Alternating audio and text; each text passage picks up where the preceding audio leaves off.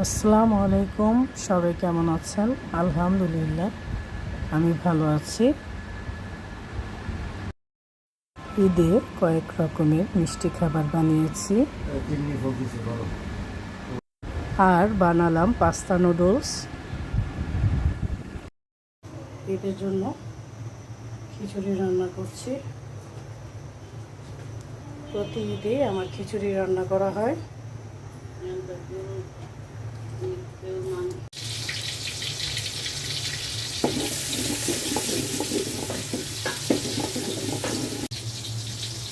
রান্নার জন্য আমি সব উপকরণগুলো রেডি করে নিয়েছি।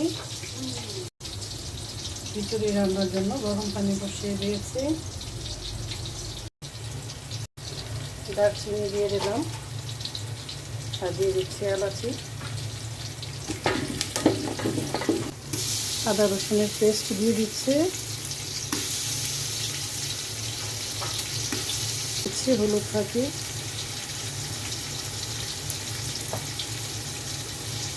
মরিচের ফাঁকি,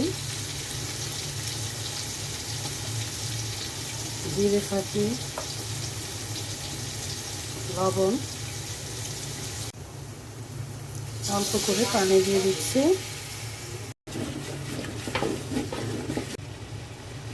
মশলাটা কষানো হয়ে গেছে।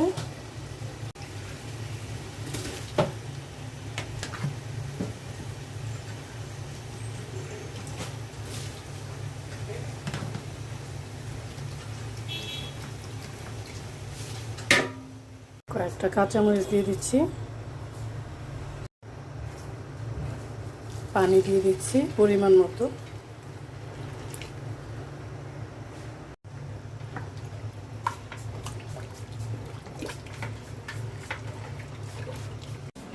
রান্নার জন্য পেঁয়াজ কাটা হচ্ছে।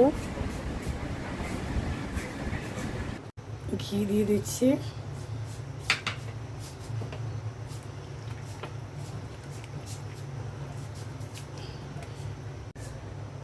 কালো এলাচি দিয়ে দিচ্ছি,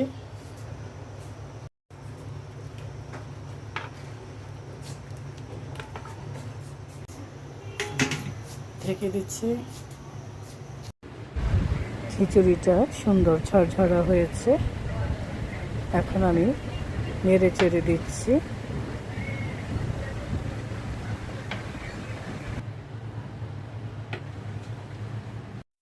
সব খাবার টেবিলে রেখে দিয়েছি, যে যার মতো করে নিয়ে খাচ্ছে।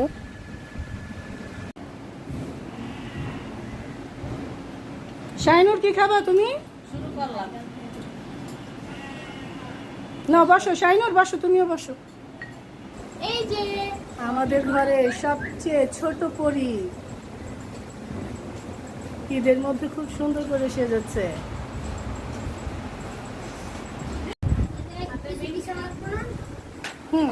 রাখো নিচে, রাখো নিচে, রাখো মাংস। মেহেদিও পড়ছে বাবা। ঘরে মাংস চলে এসেছে, এখন দুপুরের রান্নাটা করতে হবে। প্রতি ঈদে আমার বাসায় রূপালী চলে আসে। আমার বাসায় 7 বছর ছিল, এখন বিয়ে হয়ে গেছে। ও আমার সব কিছুই বুঝে আর সব কিছু গুছিয়ে করতে পারে। মাংস রান্নার জন্য সব মশলা দিয়ে দিয়েছি। দিয়ে দিচ্ছি টক দই,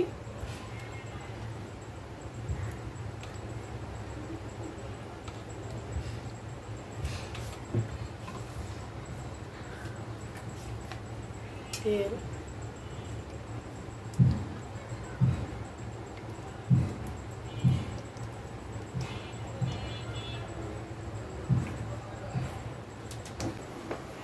মাংসটা মশলা দিয়ে ভালো করে মেখে বিসমিল্লাহ করে চুলায় বসিয়ে দিলাম। কুরবানির মাংস খেতে কিন্তু ভালোই লাগে। খিচুড়ি দিয়ে খাবে সবাই এই মাংসটা, তাই আগে ভাগেই বসিয়ে দিলাম। কলিজাটা সিদ্ধ করে নেওয়া হয়েছে, এখন ভালোভাবে পরিষ্কার করে ধুয়ে নেওয়া হচ্ছে। কলিজার টুকরোগুলো বেশি বড় ছিল, তাই কেটে নেওয়া হচ্ছে। ঘরের মধ্যে পলিথিন বিছিয়ে দিয়েছি মাংস রাখার জন্য। মাংসের মধ্যে কাঁচামরিচ দিয়ে দিচ্ছি। কলিজা বসাবো, মশলাটা কষানো হয়ে গেছে। এখন আমি কলিজাগুলো দিয়ে দিচ্ছি।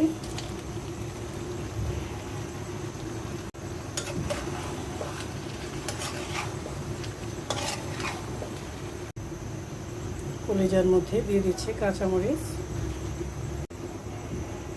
ঢেকে দিচ্ছি। মাংসের টিকিয়া বানানোর জন্য ছোট ছোট টুকরো করে মাংস কেটে নেওয়া হচ্ছে। মাংসটা ভালো করে নেড়ে চেড়ে দেওয়া হচ্ছে। আমার ছোট যা আমাকে হেল্প করছে। সবাই একসাথে থাকলে কোনো কাজই কষ্টের মনে হয় না, আরও ভালো লাগে, আনন্দ লাগে।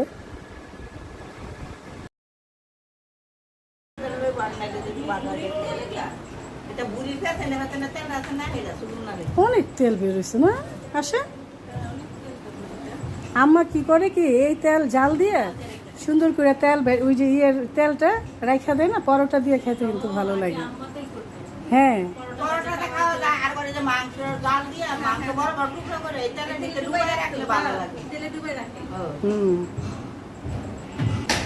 নিচে চলে আসলাম মাংস কাটা দেখার জন্য।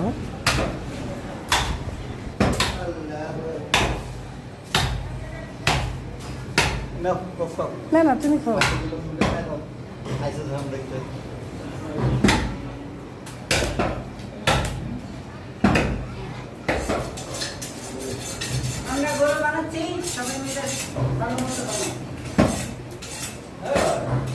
কত কম কাজ বেশি।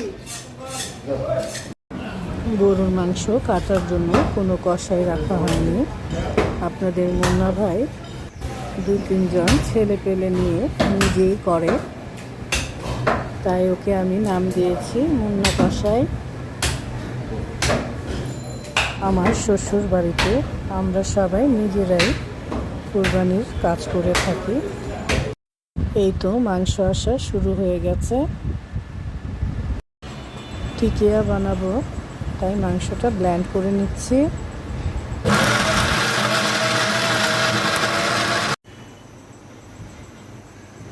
মাংসের টিকিয়ার জন্য সব মশলা দিয়ে দিয়েছি, এখন মিক্সড করে নিচ্ছি। দুপুরে সবাই খাওয়া দাওয়া করবে, তাই কাজের ফাঁকে রান্নার কাজও চলছে। হাড্ডি মাংস সব মিক্স করে নেওয়া হচ্ছে। উঠাও।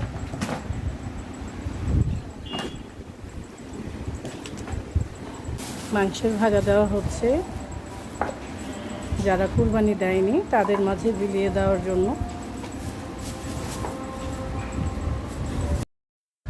মাংস বিলিয়ে দেওয়ার জন্য ভাগ ভাগ করে প্যাকেট করা হচ্ছে।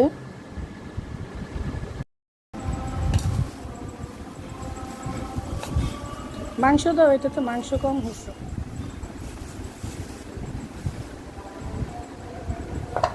এক বেলা যেন সুন্দরভাবে খেতে পারে। আত্মীয় স্বজনের জন্য প্যাকেট করা হচ্ছে।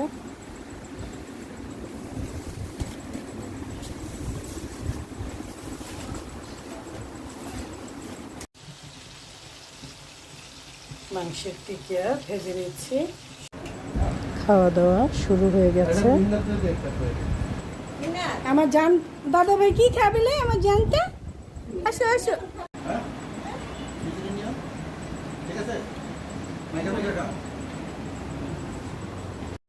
খাওয়া দাওয়ার পর্ব শেষ করে আবারও শুরু হলো কাজ।